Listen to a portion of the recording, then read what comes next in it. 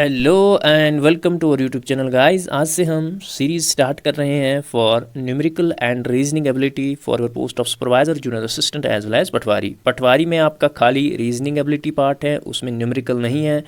और जो ये न्यूमेरिकल पार्ट है आपका सुपरवाइज़र और जूनियर असिस्टेंट पोस्ट में, ये बिल्कुल बेसिक लेवल का है। ठीक है, इसमें सिलेबस में मेंशन है बेसिक अर्थमेटिक। ठीक है, बिल्कुल बेसिक लेवल का आपको पढ़ना है, डरने की कोई ज़रूरत नहीं है।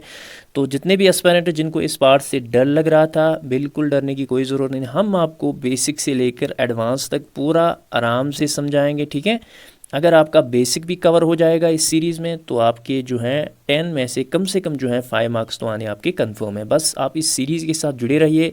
तो ये सीरीज़ जो है ये that will be based on, इसमें हम 10 मार्क्स लाएंगे। ठीक है, और 10 मार्क्स में जितने भी आपके टॉपिक्स हैं उन सबको हम डिस्कस करेंगे। और हर मार्क में जितने भी आपके टॉपिक्स होंगे सभी 15 के अराउंड हम क्वेश्चन लाया करेंगे। और आपका जो अराउंड 14 के अराउंड आपके टॉपिक्स हैं सिलेबस में, आप यहाँ पे देख सकते हो। यहाँ मैंने जो है सिलेबस अटैच किया हुआ है। दीज आर ऑलमोस्ट आपके लगभग 14 टॉपिक्स हैं और हर टॉपिक पे रोज़ आपका एक क्वेश्चन आएगा। ठीक है, एक क्वेश्चन आएगा, तो उसी हिसाब से आप फिर प्रैक्टिस कीजिएगा। ठीक है, तो 10 मार्क्स में आपके 10 टाइप ऑफ क्वेश्चन होंगे इस टॉपिक पे। जैसे आपका नंबर सिस्टम है, इसमें बिल्कुल हम बेसिक से स्टार्ट करेंगे और थोड़ा सा हम एडवांस तक भी जाएंगे। ठीक है, और इसी तरह percentage, average, profit loss, ratio and proportion, बिल्कुल ये बेसिक अर्थमेटिक है, इसमें डरने की कोई ज़रूरत नहीं, आपको आराम से आएगा।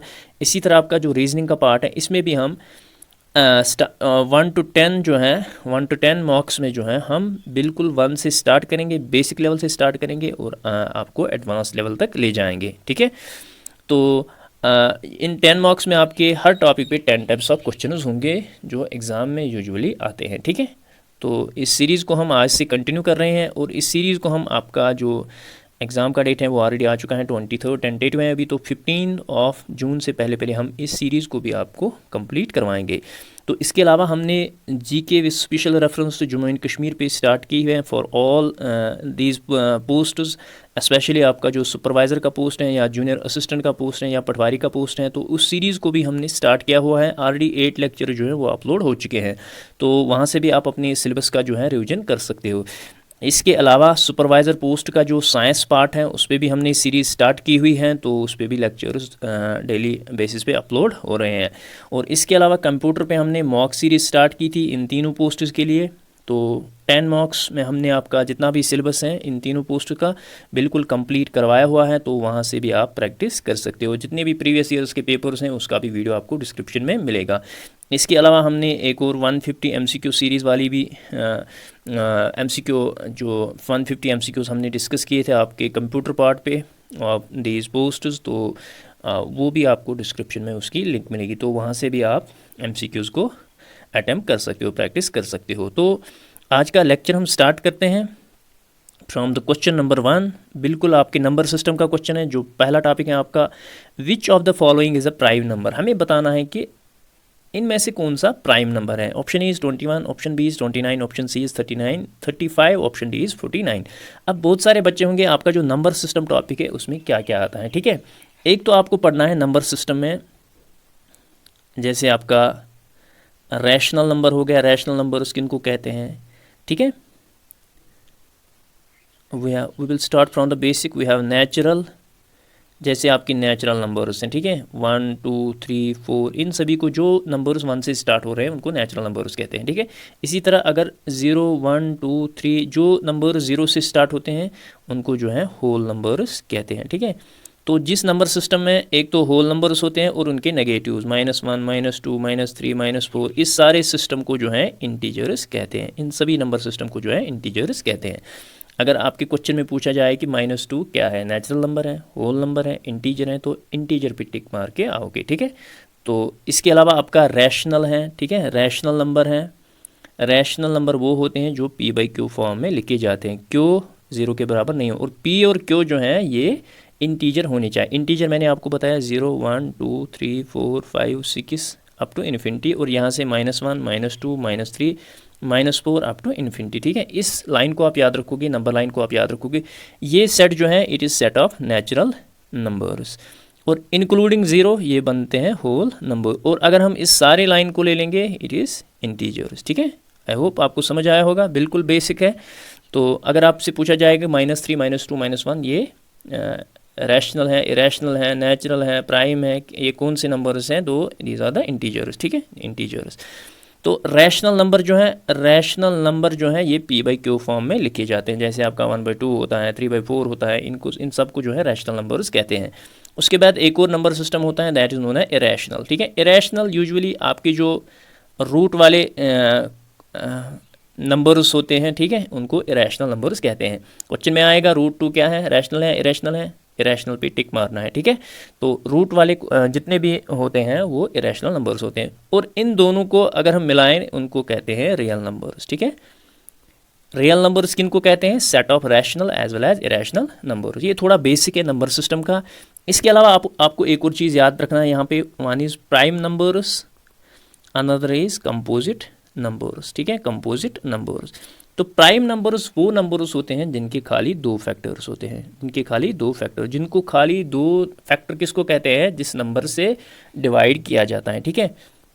और कंपोजिट नंबर जो हैं इसके होते हैं मोर देन 2 फैक्टर्स, ठीक है, मोर देन 2 फैक्टर्स, ठीक है, मोर देन 2 फैक्टर्स।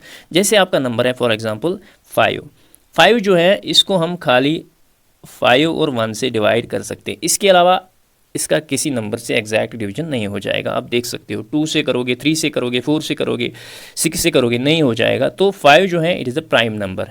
तो प्राइम नंबर्स वो नंबर्स होते हैं जिनके एक तो वो नंबर खुद होता है उसका फैक्टर, और दूसरा 1 होता है। 1 जो है हर किसी नंबर का फैक्टर होता है, और 5 जो है 5 नंबर का इटसेल्फ फैक्टर होता है। तो जितने भी नंबर जिनको अपने आप से डिवाइड होता होगा या 1 से डिवाइड होता, उनको जो है उनको प्राइम नंबर्स कहते हैं। कंपोजिट नंबर्स वो नंबर्स होते हैं जिनके फैक्टर्स मोर देन 2 हैं। फॉर एग्जांपल आपका 8 आएगा, 8 को आप 2 से भी डिवाइड कर सकते हो, 2 4 ज़ार 8। 8 को आप 4 से भी डिवाइड कर सकते हो, 4 2 ज़ार 8। 8 को भी आप 8 से भी डिवाइड कर सकते हो, 8 को आप 1 से भी डिवाइड। तो इसके जो फैक्टर्स हैं वो मोर देन 2 हैं, 4 फैक्टर्स हैं इसके, ठीक है। तो इस नंबर को जो है इसको हम कहेंगे कंपोजिट नंबर, ठीक है, कंपोजिट नंबर। इस लेक्चर में आपको बस इतना याद रखना है, ठीक है, और आगे हम नहीं जाएंगे। तो अब यहाँ क्वेश्चन पूछा गया है कि इनमें से कौन सा जो है प्राइम नंबर है। अब देख सकते हो अब प्राइम नंबर क्या हुआ, जिसकी खाली 2 फैक्टर्स हैं, ठीक है। अब आपका क्वेश्चन नंबर पार्ट नंबर 1 है 27। आप देख सकते हो 27 को 3 से भी डिवाइड होता है, 7 से भी, ठीक है, 21 से इटसेल्फ और 1 से भी। तो ये कौन सा नंबर बन गया, ये कंपोजिट नंबर बन गया, ठीक है, कंपोजिट नंबर। तो इसको छोड़ना है। 29 जो है आप देख सकते हो, 29 को हम लास्ट में देखेंगे। 35 जो है आप 35 को देख सकते हैं, 5 से भी डिवाइड होगा, 7 से भी डिवाइड होगा, ठीक है, 7 से भी डिवाइड होगा। और नंबर जो है 35 और 1 तो ऑलरेडी इसके 2 फैक्टर्स हैं। 49 7 से भी डिवाइड होगा, 49 से भी डिवाइड होगा, 1 से भी डिवाइड, मोर देन 2 फैक्टर। अब बचा यहाँ पे 29।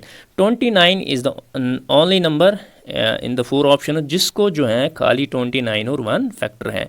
सो it is the prime number. आप देख सकते हो 29 को 29 और 1 के अलावा किसी नंबर से डिवाइड नहीं हो सकता है।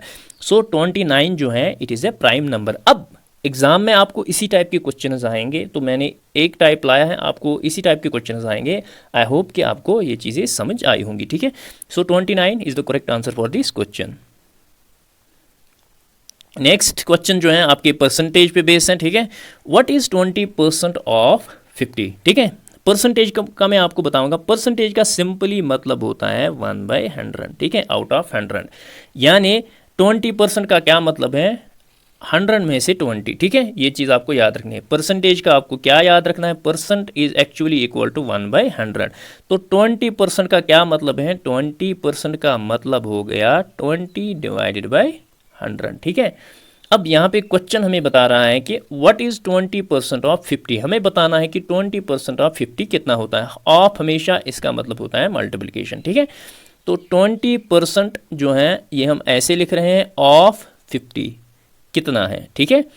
आप यहाँ पे देख सकते हो 0 1 0 इसके साथ कट हो जाएगा, 1 0 इसके साथ कट हो जाएगा। यहाँ पे नीचे बचा 1, यहाँ पे बचा 5, यहाँ पे बचा 2, 5 2 ज़ार 10 डिवाइडेड बाई 1 इट इज़ 10। तो 20% ऑफ 50 कितना है, इट इज़ 10, ठीक है। आई होप आपको परसेंटेज का बेसिक समझ आया होगा। परसेंटेज का मतलब होता है 1/100 आउट ऑफ 100, ठीक है। तो ये बिल्कुल बेसिक लेवल है, और इसमें हम फिर आगे नेक्स्ट मॉक्स में जो है थोड़ा लेवल को बढ़ाएंगे, ठीक है। Next question is based on your average topic. What is the average of the numbers 4, 8 and 12। हमें बताना है कि एवरेज क्या है 4, 8 एंड 12। एवरेज का क्या मतलब होता है? एवरेज आप याद रखोगे, it is actually equal to sum of terms divided by number of terms. Terms का सम और नीचे होता है नंबर ऑफ टर्म्स। इसका क्या मतलब है? यहाँ पे आपका 4, 8 और 12 है, ठीक है। 4 + 8 + 12 डिवाइडेड बाय ये टर्म्स कितनी है? 1, 2, 3, ठीक है। तो इसको आप ऐड करोगे 8, 4, it is 12, 12 + 12 is 20, 24 divided by 3। तो 3 1s are 3, 8s are 8 आपका एवरेज बनता है। So option A will be the correct answer for this question. इस लेक्चर में आपको क्या याद रखना है? एवरेज की फॉर्मूला। एवरेज की फॉर्मूला क्या है? Sum of terms divided by number of terms. Terms का सम। अब 3 की जगह आप क्वेश्चन में पूछा जाएगा 5 टर्म्स दी होंगी, 6 टर्म्स दी होंगी। So basic level of question आपको यही आ सकती हैं, ठीक है। So option number A will be the correct answer for this question. I hope आपको समझ आ रहा होगा। Next question profit and loss पे बेस है question. If an article is bought for Rs 150 and sold for 200, what is the profit? देखो, profit and loss में आपको 2 चीज़ें याद रखनी है। एक तो कॉस्ट प्राइस, ठीक है। इस लेक्चर में आप ये याद रखोगे, cost price, another is selling price, ठीक है। सेलिंग प्राइस, ठीक है। कॉस्ट प्राइस वो प्राइस होती हैं जिस पे आप चीज़ खरीदते हो, ठीक है। वो प्राइस जिस पे आप चीज़ खरीदते हो, ठीक है। मैं एक दुकान चला रहा हूँ, मैं कहीं से माल लेके आता हूँ, ठीक है। तो वो माल मुझे कितने में मिल रहा है, that is the cost price. और जिस रेट पे मैं वो भेजूंगा, that is the selling price, ठीक है। Selling price. अब प्रॉफिट को कैसे कैलकुलेट किया जाएगा? आपने जो है कोई चीज़ जो है 50 रुपए की लाई, ठीक है। अब आप उसको सेलिंग प्राइस यानी आप उसको बेच रहे हो 70 की, तो आपका कितना प्रॉफिट हो गया? 50 में लाई थी, 70 में आपका 20। It is actually selling price minus cost price होता है ना। सेलिंग आपने कितने में भेजी माइनस आपने कितने में लाई। सेलिंग प्राइस कितना है यहाँ पे 70, माइनस आपने कितने में लाई थी 50 में। 70 - 50 इज़ 20। ये आपका प्रॉफिट होता है, ठीक है। ये आपका प्रॉफिट होता है। और लॉस भी क्या होता है? लॉस होता है, ठीक है। आप यहाँ पे भी लॉस का भी याद रखोगे। फॉर एग्जाम्पल आपने 50 में कोई चीज़ लाई, आपने उसको 40 में ही भेज दिया, ठीक है। 40 में ही भेज दिया। लॉस क्या होता है? लॉस होता है selling price minus cost price, ठीक है। यहाँ पे क्या करना है? 40 - 50, सेम फॉर्मूला है। 40 - 50 क्या हुआ? इट इज़ -10, यानी 10 रुपये आपके लॉस हुए हैं, ठीक है। सो फॉर कैलकुलेटिंग प्रॉफिट और loss you have to use the basic formula, that is selling price minus cost price. आपने कितने में भेजा और आपने कितने में लाया था। और यहाँ पे जो है क्वेश्चन बता रहा है कि एक आर्टिकल को लाया गया कि फॉर 150, यानी कॉस्ट प्राइस जो है वो क्या है 150, और सोल्ड किया गया यानी सेलिंग प्राइस जो है वो 200 है। अब प्रॉफिट क्या बना? Selling price minus cost price, 200 - 150। 200 - 150 is आपका 50 रुपीज़ जो है वो प्रॉफिट है। So option C will be the correct answer for this question. I hope आपको प्रॉफिट एंड लॉस का बेसिक समझ आया होगा, ठीक है। नेक्स्ट क्वेश्चन इज ये आपका जो रेशो एंड प्रपोर्शन वाला क्वेश्चन टॉपिक है सिलेबस में, उसको यहाँ पे discuss. If a ratio of boys to girls in a class is 3:4 and there are 12 boys, how many girls are there, ठीक है। रेशो आप याद रखोगे 3:4, ठीक है। 3:4, 3:4 क्या है? रेशो। यानी इसका क्या मतलब होता है? 4 + 3 कितना हो गया? टोटल में 7 है। इसका मतलब ये होता है अगर फॉर एग्जाम्पल एक क्लास में 7 बच्चे हैं, उनमें से 3 जो है वो क्या है? बॉयज़, 4 जो है वो क्या है? गर्ल्स। ये बेसिक सा होता है किसका? रेशो का। 4 + 3 कितना हो गया? 7। ये नंबर होता है टोटल, ठीक है। अब ये 3 क्या है, 4 क्या है? It is the number of boys, क्योंकि ratio of boys to girls यही है 3:4। तो ये बॉयज़ हैं और ये गर्ल्स हैं, ठीक है। अब यहाँ पे क्वेश्चन कुछ और है। क्वेश्चन में बताया गया है कि रेशो यही है, लेकिन देयर आर 12 बॉयज़। अब ये 4 किसके बराबर है? यहाँ पे 12 के। अब यहाँ पे हम इसको सॉल्व अच्छे से करेंगे। 3:4, ठीक है। तो टोटल कितना है? 7। हम यहाँ 7 मानेंगे, ये टोटल है, ठीक है। अब यहाँ पे क्वेश्चन में बताया गया है कि ये 3 जो हैं ये बॉयज़ हैं, 4 जो हैं ये गर्ल्स हैं, ठीक है। 4 जो हैं गर्ल्स हैं। अब क्वेश्चन में ही बता रहा है देयर आर 12 बॉयज़। अब जो 12 बॉयज़ हैं वो कौन है? 3, यानी आपका 12 जो है वो किसके बराबर है? सॉरी, आपका 3 जो है वो 12 के बराबर है। अब आपको क्या निकालना है, you have to calculate how many girls are there. Girls कितनी है यहाँ पे, 4, तो आपको 4 का वैल्यू निकालना है यहाँ पे, ठीक है। बिल्कुल शॉर्टकट मेथड आपको सिखा रहा हूँ, आप अच्छे से इस पे ध्यान रखिएगा। अब 4 का क्या आएगा, 4 ये एक्चुअल में कितनी गर्ल्स हैं, ठीक है। अब 3 क्या है, 3 आपका 12 के बराबर है। 1 किसके बराबर होगा, 12 divided by 3 that is 4। 12 divided by, तो 1 जो है वो 4 के बराबर होगा। अब आपको 4 निकालना है। 4 किसके बराबर होगा, 4 जो है 4 होगा, शाबाश। अगर आपका 1 किसके बराबर है, 12 डिवाइडेड बाई 3, 4 किसके बराबर होगा, इंटू 4, ठीक है। अगर हम 4 को काटेंगे फिर से वहाँ निकलेगा 1 इज इक्वल टू 12 बाई 3, ठीक है। तो 3 1s आर 3 4s आर, तो ये यहाँ पे कट हो गया, 4 4s आर, इट इज़ 16। तो नंबर ऑफ गर्ल जो है that will B 16, that will B 16। तो आपको थोड़ी बहुत डिफिकल्टी आएगी इसको समझने में। अगर आप इसको 3-4 बार रिपीट करोगे आपको आराम से समझ आएगा। This is the basic level of ratio, ठीक है। ये बेसिक लेवल है किसका, रेशो का। और इसी टाइप के क्वेश्चन जो है एग्जाम में पूछे जाते हैं, ठीक है। हम आपका लास्ट में जो है जितने भी प्रीवियस ईयर्स के पेपर्स हैं, जहाँ पे चाहे जूनियर असिस्टेंट के पेपर्स हैं, तो उनको हम लाएंगे, उनको भी हम डिस्कस करेंगे आराम से। आप देखोगे कि यही लेवल ऑफ पेपर बिल्कुल बेसिक लेवल होती हैं, ठीक है। आई होप आपको समझ आया होगा।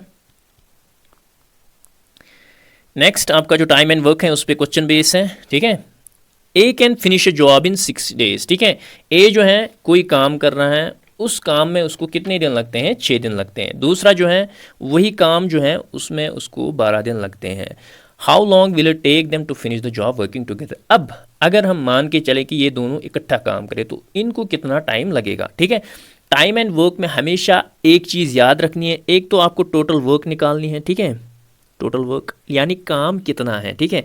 और always take this total work as, जैसे काम है चेयर्स बनाना, ठीक है, कुर्सियां बनानी है, यही काम है, ठीक है। और 1 day वर्क, ये 2 चीज़ें आपको निकालनी है। और ये कैसे निकालने हैं उसके लिए मैं आपको शॉर्ट ट्रिक सिखाऊंगा। 1 day वर्क यानी अगर आपको पता चले कि एक बंदा जो है एक दिन में इतनी कुर्सियां बनाता है, तो अगर आपको 50 बनानी हो तो आप आराम से कह सकते हो कि उसको कितने दिन लगेंगे। यही फंडा है टाइम एंड वर्क का, ठीक है। अब यहाँ पे क्वेश्चन जो है बता रहा है कि ए जो है उसको कितने दिन लगते हैं, 6 दिन। बी को जो है उसको कितने दिन लगते हैं, 12 दिन। एक चीज़ आपको क्या करना है, इन दोनों का एलसीएम निकालना है। एलसीएम कैसे निकालते हैं, 6 12, 6 1s आर 6, 6 2s आर 12, ठीक है। तो ये आ गया 6 6 1s आर 6, 6 2s आर 12, ये आ गया 12 यहाँ पे, ठीक है। 12 आ गया यहाँ पे। तो 12 जो है इनका एलसीएम है, और ये एलसीएम जो है यही होता है टोटल वर्क। टोटल वर्क मैंने अभी आपको बताया कि आप याद रखोगे कि कुर्सियाँ बनानी है, तो कितनी कुर्सियाँ बनानी है, 12।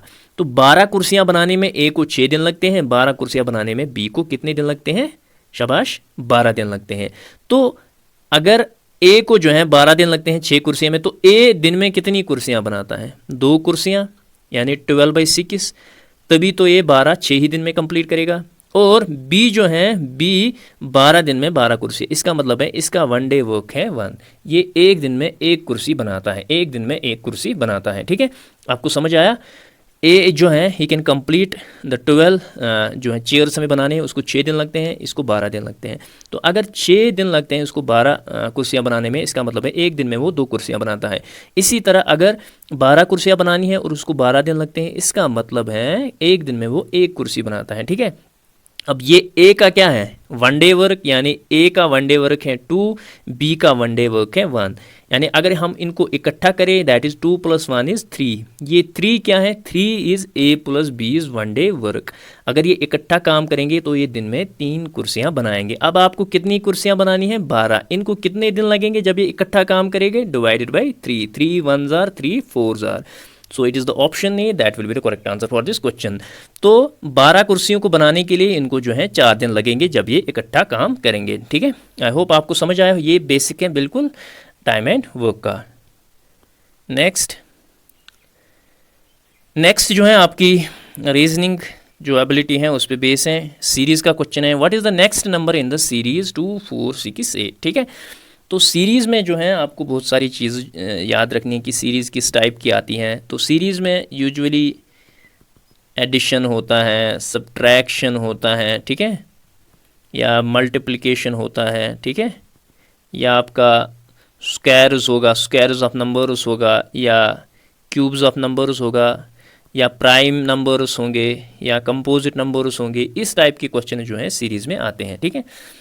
तो हम इनको आराम से बिल्कुल बेसिक लेवल से करके आपको सारा कुछ पढ़ाएंगे, ठीक है। अब यहाँ पे क्वेश्चन जो है दैट इज़ बेस्ड ऑन आपकी सीरीज़ है 2 4, हमें बताना है कि यहाँ पे कौन सा नंबर आएगा, ठीक है। सीरीज़ का एक पर्टिकुलर पैटर्न होता है जो वो फॉलो करता है, उसी हिसाब से हमें बोलना है कि इस नोट ऑफ इंट्रागेशन पे कौन सा नंबर आएगा। अगर आप यहाँ पे ध्यान दोगे 2 के बाद क्या आता है 4, यानी इसमें जो है 2 ऐड किए गए हैं। इसी तरह 4 + 6 इसमें और 2 ऐड किए गए हैं, 6 + 8 + 2, यानी ये सीरीज जो है ये कौन सा पैटर्न फॉलो कर रही है कि इसमें दो दो जो है प्रीसीडिंग नंबर को ऐड किए जाते हैं जो आपका नेक्स्ट नंबर होता है, ठीक है। तो प्रीसीडिंग नंबर यहाँ पे 2 है, उसको 2 ऐड किए 4 बन गया। यहाँ पे 4 है, उसको 2 ऐड किए वो 6 बन गया। यहाँ पे 6 है, उसको और 2 ऐड किए 8 बन गया। 8 को और 2 ऐड करेंगे वो क्या बनेगा 10। This is the pattern that this series follow. So option number B will be the correct answer for this question, ठीक है। ये बिल्कुल बेसिक लेवल का क्वेश्चन है, आई होप आपको अच्छे से समझ आया होगा। अब आपका नेक्स्ट जो क्वेश्चन है that is based on the letter series, ठीक है। What is the next letter in the series A D. जैसे एक पर्टिकुलर पैटर्न नंबर सीरीज में फॉलो करता है, इसी तरह आपका जो है लेटर सीरीज भी एक पर्टिकुलर पैटर्न फॉलो करता है। यहाँ पे आपको एक चीज़ याद रखनी है, आपको ए टू जेड जो नंबरिंग है, ठीक है, ए को हम 1 देते हैं, जैसे बी को 2, सी को 3, ठीक है। जब भी आप एग्ज़ाम में पेपर देने जाओगे तो ए टू जेड जो है ये पहले ही लिख के रखो, ठीक है। और इनके नीचे जो है नंबरिंग आपको क्या करना है, A B C D E F G H I J K L M तक ही लिखना है, ठीक है। एम से फिर क्या करना है, N O P Q R S T U V W X Y Z. तो ऊपर में 13 आते हैं, नीचे में 13 आते हैं। अब ये आपका जो है ए और जेड जो है ये बिल्कुल अपोजिट में आते हैं, ठीक है। तो अगर आप राइट साइड से स्टार्ट कर रहे हो फ्रॉम द राइट साइड तो पहला नंबर जो है वो जेड आएगा। आप लेफ्ट से कर रहे हो तो ए आएगा। ये बिल्कुल इसका अपोजिट होता है, ठीक है। तभी मैंने आपको बताया आप खाली एम तक लिखोगे। तो ऊपर जो है आप इसमें नंबरिंग भी दोगे 1 2 3 4 5 6 7 8, यहाँ पे 13 आएगा। इसी तरह फिर यहाँ पे 14 15 16 17 18 और यहाँ पे जेड पे आएगा 26, ठीक है। तो ये चीज़ आपको पहले ही लिख के रखना है, इससे आपकी जो लेटर वाले क्वेश्चन हैं आराम से आएंगे, ठीक है। तो यहाँ पे क्वेश्चन क्या पूछा गया है, सीरीज एक पैटर्न फॉलो कर रहा है, हमें बताना है कि यहाँ पे नेक्स्ट नंबर कौन सा आएगा। We have A, we have D, we have G, we have J, we have note of. आप अगर आप यहाँ पे देखोगे, अगर आप ए, उसके बाद आपका आता है बी सी, ठीक है, उसके बाद आता है डी, डी के बाद आप देखोगे ई एफ आता है, फिर आता है जी, जी के बाद आप देखोगे जी एच आई आता है, फिर क्या आता है आगे जे। इसका मतलब है कि बीच में से दो दो नंबर्स की दो लेटर्स की गैप रखी गई है। इसका मतलब ये हुआ कि जे के बाद भी 2 नंबर्स की 2 लेटर्स की गैप होगी, आई जे। तो यहाँ पे के एल की गैप होगी और नेक्स्ट जो नंबर होगा that will be M. So option C will be the correct answer for this question. I hope आपको समझ आया होगा। नेक्स्ट क्वेश्चन जो आपका है question number 9, it is based on your coding decoding, जो आपका टॉपिक सिलेबस में मेंशन है। तो इसमें आपको जो है पूछा गया है, in a certain code cat is written as D B U, CAT is written as DBU, how is dog written in that code. तो इसके लिए भी आपको जो अभी मैं आपको बता रहा था A to Z आपको जो है अल्फ़ाबेट जो है उसकी वो आप लिख के रखोगे। तो इसमें आपका जो है कैट को जो है कोड किया गया है, CAT को कैट किया गया है, कोड किया गया है एज DBU। हमें इसी पैटर्न को फॉलो करके बताना है कि DOG का क्या आएगा यहाँ पे, ठीक है। अगर आप यहाँ पे देख सकते हो जो पहला लेटर है यहाँ पे C, यहाँ पे D है, यहाँ पे A है, यहाँ पे B है, यहाँ पे T है, यहाँ पे U है। इसका मतलब है जो आपका इंग्लिश अल्फ़ाबेट में नेक्स्ट लेटर सीरीज़ है इसमें वही आता है, यानी C के बाद आपका D आता है, A के बाद आपका B आता है, T के बाद आपका U आता है। इसी तरह अगर आपको D को लोगे तो D के बाद क्या आएगा E, O के बाद क्या आएगा, शाबाश, O के बाद आएगा P, G के बाद क्या आएगा जी के बाद आपका एच आएगा। सो it is the E P H, ठीक है, it is the E P H, that is the correct answer for this question. तो कोडिंग डिकोडिंग में भी डिफरेंट पैटर्न्स फॉलो होते हैं, ठीक है, आराम से आपको विद द टाइम अच्छे से आराम से समझ आएगा, सबको घबराने की कोई ज़रूरत नहीं है। नेक्स्ट क्वेश्चन जो हमारा बेस है that is based on our topic that is direction sense. तो डायरेक्शन सेंस में आपको याद क्या रखना है, ठीक है, डायरेक्शंस पहले याद रखनी है। यहाँ से हम ईस्ट लेते हैं, यहाँ से हम वेस्ट लेते हैं, यहाँ से हम नॉर्थ लेते हैं, यहाँ से हम साउथ लेते हैं, ठीक है। तो ये 4 डायरेक्शंस आपको पहले याद रखनी है।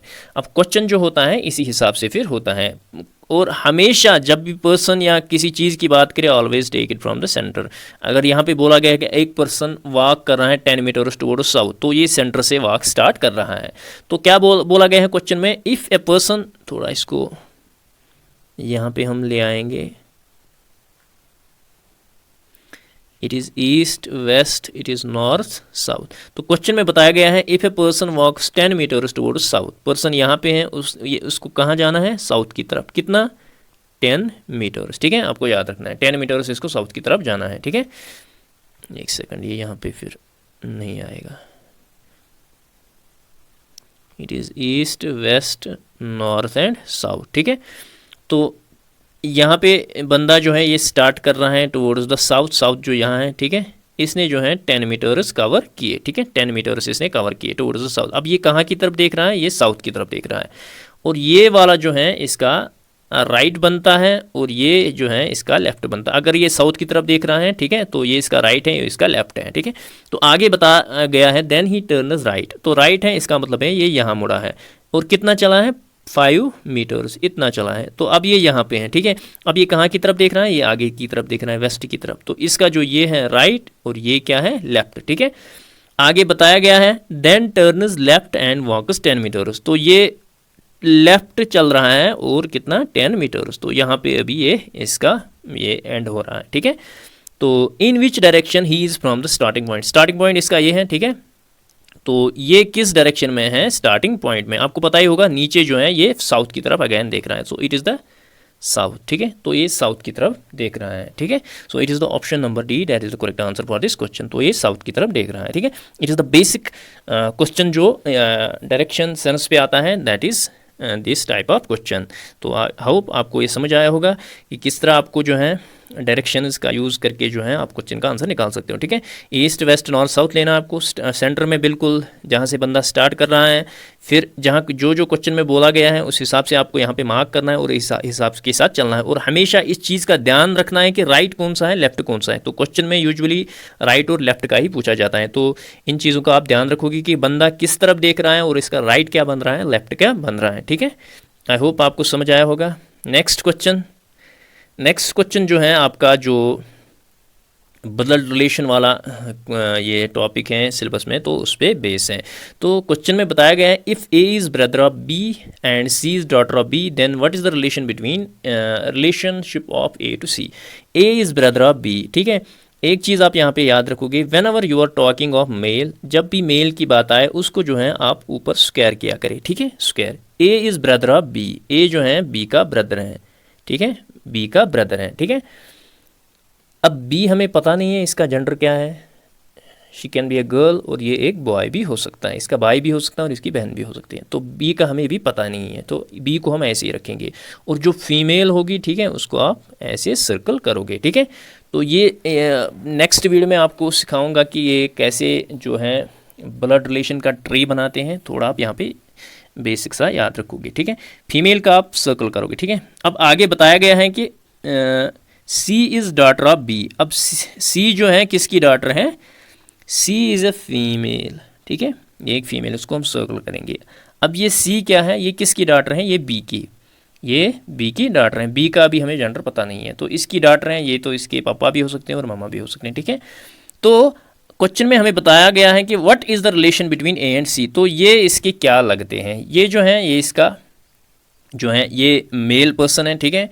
ये इसका वेदर ही विल बी चाहे ये इसका फादर हो या मदर हो, तो ये अगर मदर होगी तो इसका मामू बनता है, अगर फादर हो अगर ये इसका फादर होगा तो इसका क्या बनता है, चचा। और उन दोनों को जो है इंग्लिश में क्या कहते हैं, uncle. So option B will be the correct answer for this question, ठीक है। तो अगर ये मेल होगी, ठीक है, ये इसका अंकल बन गया, ये इसका जिसको हम चचा कहते हैं, और ये फीमेल ये मामू बनता है जिसको भी हम अंकल कहते हैं, ठीक है। So option B will be the correct answer for this question, ठीक है।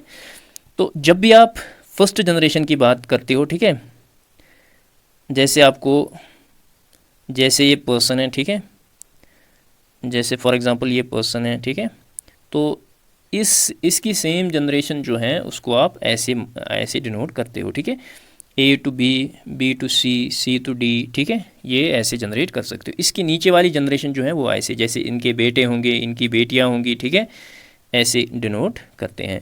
और अगर इनके फादर होंगे तो वो ऊपर आते हैं, ठीक है।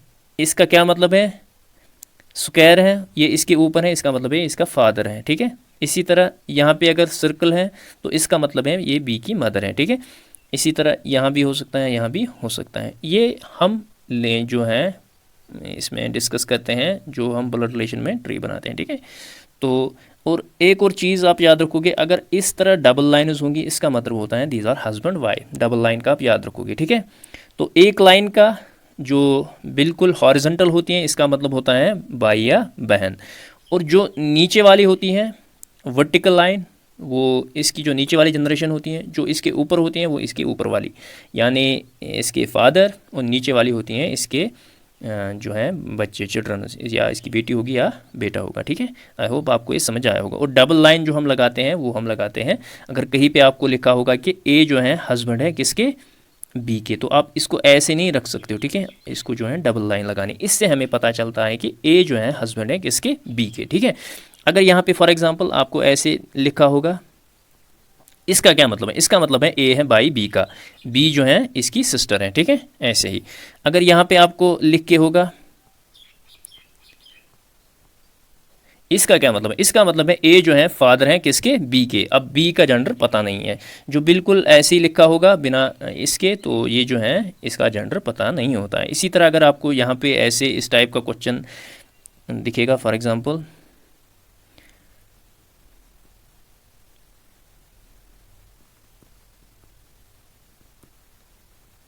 इसका मतलब क्या है, ये इसकी तरफ है, इसका मतलब है ए के फादर कौन है, बी, और ए की बहन कौन है, बी, ठीक है। तो बी का भाई ए है, इसका मतलब है ये इसका भी फादर हो गया, ठीक है, इसका भी फादर हो गया, ठीक है। So this type of relation is are asked in your exams, ठीक है। अब नेक्स्ट क्वेश्चन जो आपका है, जो आपका रीजनिंग वाला पार्ट आपका आता है, तो इसमें क्वेश्चन पूछा गया है if all cats are tails, तो आपको कंक्लूजन निकालना है ऑल कैट्स आर टेल, जितनी भी कैट्स हैं उनके क्या होते हैं, टेल्स, ठीक है। And Tom has a tail, Tom क्या है, टॉम एक कैट है, उसकी टेल है। इसका क्या मतलब है, अगर ये बताया गया है कि जितने भी कैट्स हैं उनके टेल्स हैं, ठीक है, उनके टेल्स हैं। अब किसी को भी टेल होगी उसका क्या मतलब है, वो कैट होगी, ठीक है। इसका मतलब है अगर उसका नाम टॉम है, टॉम क्या होगी, एक कैट होगी। तो option A is Tom is a cat, option B is Tom is not a cat, option C is Tom is a dog, option D is Tom is a bird, ठीक है। इसका क्या मतलब है, कैट जो है उनके सभी के टेल्स होते हैं, टॉम के भी टेल है, इसका मतलब है टॉम भी एक कैट है, Tom is a cat, Tom is a cat. Option number A will be the correct answer for this question, Tom is a cat. So option A will be the correct answer for this question. Next question आपका speed and distance पे base है। इसमें आप simple सी formula पहले याद रखोगे, speed जो है उसकी फार्मूला है, ये किसके बराबर होती है, distance travelled divided by time, ठीक है।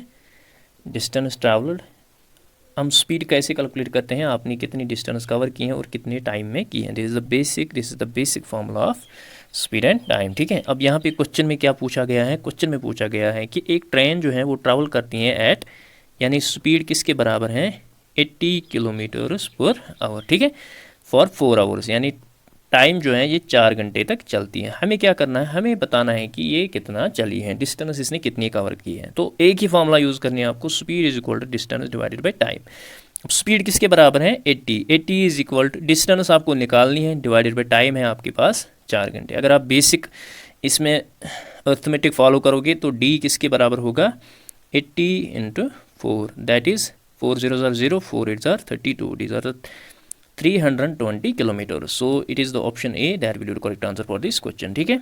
Option A will be the correct answer for this question. ये बिल्कुल बेसिक फार्मूला है जो आपके एग्जाम में आ सकती हैं, ठीक है, क्योंकि आपका जो सिलेबस है वो बिल्कुल बेसिक लेवल का पूछा जाएगा। तो नेक्स्ट क्वेश्चन है आपका स्टेटमेंट एंड कंक्लूजन पे भी। स्टेटमेंट जो है वो ये है ऑल स्क्वायर्स और रेक्टेंगल्स। तो जितने भी स्क्वायर्स हैं वो क्या है, वो रेक्टेंगल्स हैं, ठीक है, वो रेक्टेंगल्स हैं। तो कंक्लूजन है all rectangles are squares, all rectangles are squares. तो ये जो पार्ट है ये क्या है, ये स्क्वायर्स हैं और ये रेक्टेंगल्स हैं, ठीक है, ये स्क्वायर्स हैं और रेक्टेंगल। लेकिन जो रेस्ट ऑफ द पार्ट हैं दीज आर ओनली रेक्टेंगल, ये स्क्वायर नहीं है।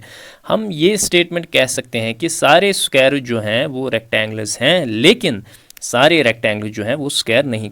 कंक्लूजन जो है इसका बिल्कुल फॉल्स है, तो ये बिल्कुल गलत है, ठीक है। सारे रेक्टेंगल जो हैं वो बिल्कुल स्क्वायर नहीं है। So option B will be the correct answer for this question, ठीक है। आई होप आपको समझ आ रहा होगा। Next question also on the statement and conclusion, बिल्कुल बेसिक लेवल का क्वेश्चन है। All mammals give birth to living one. तो जितने भी मैमल्स होते हैं वो क्या करते हैं, वो अपने जो हैं बच्चों को जन्म देते हैं, ठीक है। तो कंक्लूजन में बताया गया है dolphins give birth to live young, ठीक है। तो क्वेश्चन हमें बता रहा है कि all mammals give birth to live young, ठीक है। तो जितने भी मैमल्स हैं वो बर्थ देते हैं अपने जो है यंग वंस को, ठीक है। तो डॉल्फिन जो है ये it give birth to live young. इसका क्या मतलब है, डॉल्फिन एक क्या है, डॉल्फिन एक मैमल है, डॉल्फिन एक मैमल है। तो मैमल जो है वो बर्थ देते हैं यंग वंस को। So it is this statement is true. So option B will be the correct answer for this question. तो this was all about this lecture. I hope आपको ये लेक्चर अच्छे से समझ आया होगा। बिल्कुल बेसिक लेवल पे हमने स्टार्ट किया है, डरने की कोई बात नहीं है। तो जितने भी एस्पिरेंट्स हमारे साथ इस वीडियो के ज़रिए से जुड़े हैं, and we request them all to please share this video as much as you can, and please subscribe to our YouTube channel. और जितने भी हमारी प्रीवियस सीरीज़ हैं उनको जाकर देखिए, इससे आपके सिलेबस का अच्छे से रिवीजन हो जाएगा। मिलते हैं नेक्स्ट वीडियो में। Till then take care, bye bye.